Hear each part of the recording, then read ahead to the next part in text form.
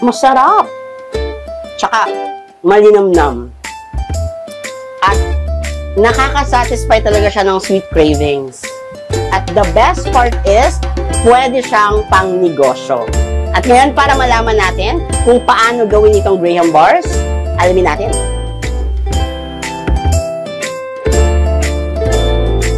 Hello mga kasambahay, at eto ako ngayon. Kasama ko si Ate Aster at kanyang isi-share sa atin kung paano gagawin ang kanyang famous Graham bar.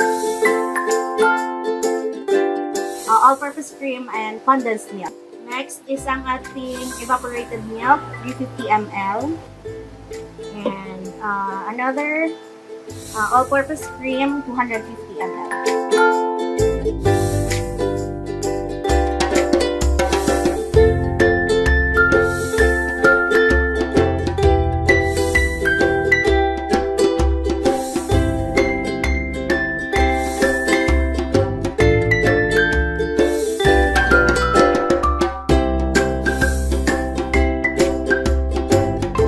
So, Ate Aster, magano yung puhunan? Sa halagang 250 to 300, makakapag-start ka na ng iyong Graham bar business. O, diba? Liit na ng puhunan talaga.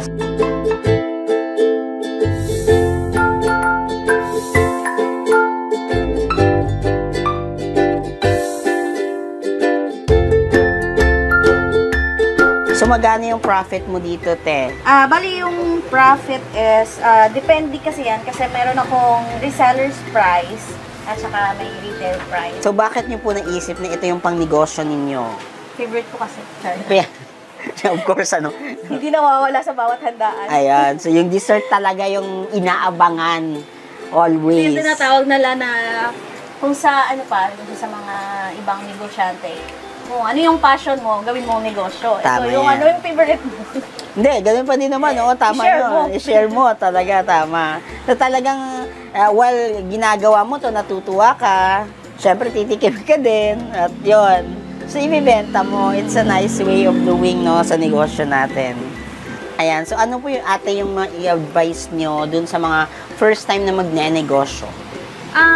First is, dapat pagplanuhan. Yung parang, dapat decided ka na talaga na magnegosyo. Hindi basta-basta lang, ay, parang gusto ko magnegosyo, try natin to. Dapat, pagplanuhan, kung kakayanin mo, kasi hindi naman sa first try, papatok agad. So, trial and error kasi yung pagnenegosyo. So, dapat prepared ka na kahit sa first try mo, parang hindi, parang walang tumatangkili ka. Ready ka to pursue. Tuloy-tuloy lang. And then, second is yung financial mo. Siyempre, kung sa food, meron tayong tinatawag na may wastage tayo pag hindi natin naibenta. So, losses na yun. Correct. So, dapat prepared ka na meron ka pang kapital ulit.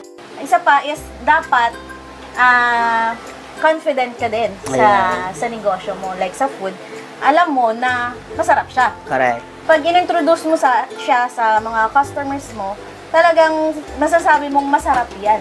Yeah, kasi sa'yo pa lang talaga satisfied ka na. Then, ang next natin is, lalagay na siya natin sa ating pastry bag. Ayan.